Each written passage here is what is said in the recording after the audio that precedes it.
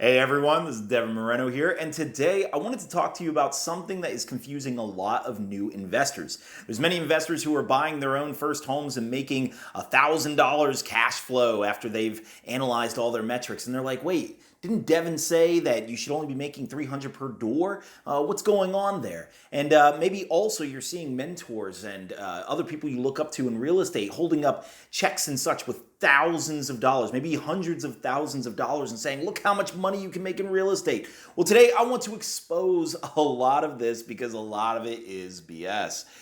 There are many ways you can inflate your numbers in real estate and make it seem like you're making a lot more than you actually are. So let me pick apart all of these, all right? I'm going to go over the checks. I'm going to go over why you're making way more money than I'm saying you should make, and then how other YouTubers like to say that they're making way more than they actually are. So all of it coming up now. So as many of you know, I own 6 real estate properties and I manage 11 more. And I did this all within a really quick period of time, actually relatively within 2 years. Although I've been investing for 3 years, I haven't bought too many deals in this past year in this pandemic. But looking back at that, how did I exactly do that? Well, I used what's called a BUR strategy. And for those of you who don't know, a BUR strategy involves you buying the property, then renovating the property, renting it, and refinancing it. Now that refinance portion is the part I want to get into because that is where I get to display to you a check that I have like this. Here you see a check that I had for $105,000, and I've gotten several of these. Why did I get several of these? Well, because of that BUR strategy that I just mentioned. See, many investors will show themselves like showing these checks, and you'll see it like in this picture here where obviously it's not flipped around, it's backward, but basically they'll post that on Facebook and they'll be like, hey, look at me, I'm making $105,000 in real estate, I'm rich, and you know, they want to show these success stories, and hey, the check's real. I did make $105,000, but not really. That is actually a loan, number one, and two, I'm actually just paying myself back. See, when you do a BUR strategy, you have to renovate the property, you have to buy the property. So I get someone else, a hard money or a private money lender, to buy and renovate the property for me, make contractors, of course, to renovate, and maybe the entire process cost me $100,000. So that check after the refinance is the bank paying me back so I can pay everyone else back. So this is the real misleading thing about these checks you see sometimes that people are throwing up around in real estate. You see it sometimes on YouTube. You also see other occasions where people are, you know, during this pandemic, everyone was doing refinances. Well, some people were doing cash out refinances and then bringing in these checks. I'm like, that's not money you made. That's a loan. You have to pay that back. So, I mean, obviously, in the case of a BUR strategy, the beauty of it is, yes, it's a loan that I just received from the bank to pay back my hard money and my contractors, but my tenants pay that loan, not me. So the loan is obviously in the form of a mortgage, and as long as the difference between your mortgage and the tenants, your tenants up here, your mortgage down here, you know, as long as it's a very wide gap, then you're doing great with the strategy. But just keep that in mind when you see these large checks. That's not really how much they're making. Now, another thing that confuses a lot of new investors is they're going to hear me say, oh, you should be making $300 per door in real estate. Now, obviously, I'm talking about a Baltimore property, a BUR strategy in Baltimore. That's how much you should be making. And there's many fluctuations here. All right. So I often talk about, like, say, my duplex example, where I make $1,700 and I, have a mortgage of $700. And then through all of the little deductions and such, maintenance and vacancies and all that, I get down to about $300 per door. But then there's other investors who are telling me, wait a minute, Devin, even after all my allocations, I'm still making $1,500 on my house. I'm still making tons of money, $2,000 on my house. And then there's one question all I need to do is ask, and I know how they're making those misleading figures. How much money did you put down? You see, A lot of times, a lot of these newer investors are doing things the way homeowners do things. They're buying either turnkey properties, maybe that's obviously a way more advanced investors will go. All right, they have lots and lots of money and they'll buy lots of turnkey properties, or they'll buy a house that they live in and then move out of it and then rent it out. And the thing is, the numbers are completely skewed here because, yeah, you're making a lot in cash flow, but you're forgetting ROI, your return on investment. See, you don't actually make any profit until you make your money back. If you put $20,000, let's say $50,000 into a deal, your mortgage is going to shrink drastically, which means your cash flow will increase drastically. But how long will it take for you to get that back? If you put $50,000 into a deal and then you make $1,000 cash flow on that house, even after all mortgage, vacancies, and expenditures, well, it's still going to take you like 4.5 years to get your money back. It's still going to take you forever. You're also going to run into another issue of the fact that you now have to stop. See, I can keep going, all right, because all my houses I'm getting are free.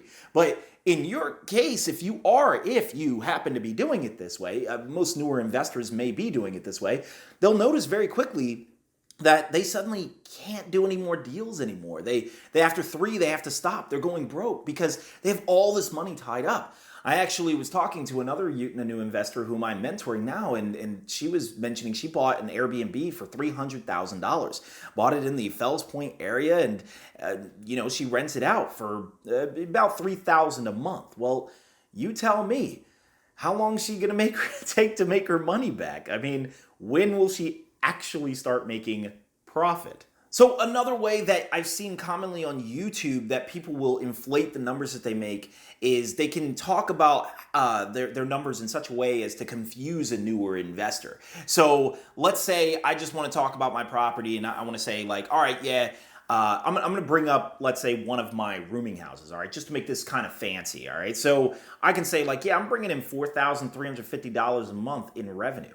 That number is not fake. Okay, now the savvy amongst you out there would be like, okay, I get it. That's revenue. That's all before expenses and everything. And it sounds impressive. But what's your mortgage? Devin, what's that going on? Okay, so this is the other way that many YouTubers will say it. Well, making $4,350 a month, mortgage about $2,600. So it's a pretty nice spread.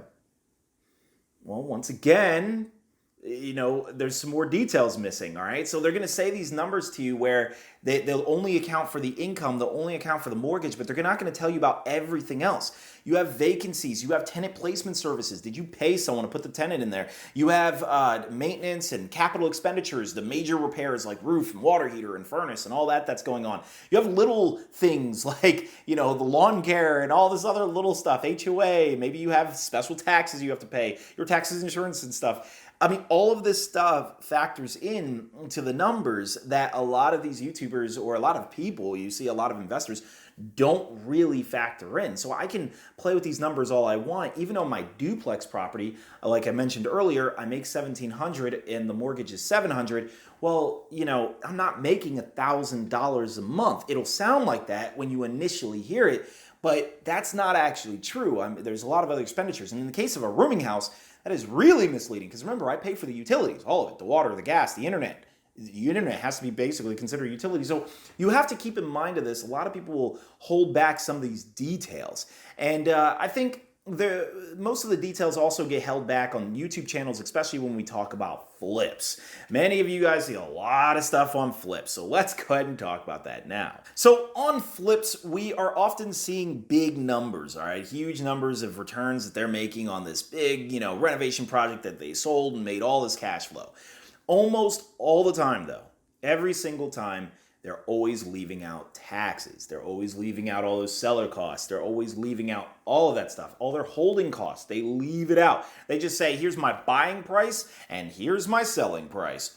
Boom, $100,000 in profit. No, you didn't do that. So, taxes are already going to crush you enough. You can't use your deductions on your rental properties to impact your flips. It's actually considered a completely different tax structure. So it's basically capital gains. That's 20% in federal taxes alone, let alone state and local taxes and everything else that goes into it. But then you have all your seller costs, which are going to eat into you tremendously as far as agent fees and transfer taxes and everything else. They're not disclosing that. All right, they're not disclosing to you their holding costs. How long did it take them to renovate the property, and what were their costs of holding it? I mean, there's a lot that goes on there. Yeah, the utilities and such, but as they're renovating, but also we're talking about their interest on their hard money or private money lenders. So most of the time, I'm going to let you know an average flip here in Baltimore City is generally going to make about $15,000. Maybe in profit, and that's just one flip. Remember, it took you like 3 months to do all that. By the time you got to that, you really made about like $5,000 a month, which is good if you're doing lots and lots of flips, but you're probably only going to do one as a newer investor, and you're going to see like, okay, why is it that I'm not making as much? Well, you are. It's just they're doing lots of flips all at once. So, I mean, if you go into areas like DC, you can start to make more. DC, generally average flip, you can make like, I'd say $50,000, probably 80 if you're really, really pushing it. You can make a lot more. I mean, this is your average. There are outliers out there where you make a ton less and a ton more. But overall, that's your average rate. So just keep in mind of that when you hear flips. These are some of the numbers that you're not being told. So I'm curious, which one of these have you seen in your journey of investing, going through this? Are you seeing the people holding up the fake checks? Are you seeing people saying like, I make tons and tons of money in my cash flow, my deals, even after factoring in all my vacancies and everything, because they're not telling you they put a huge down payment on the property? Are they telling you that, hey, maybe they are just not telling you the full story? Maybe just the mortgage and the revenue, and that's it. So just keep in mind of all these things. If you have any more questions about some fake rental numbers that you're hearing, let me know. Comment below. I would definitely like to hear more from you, and I'll talk to you all very soon.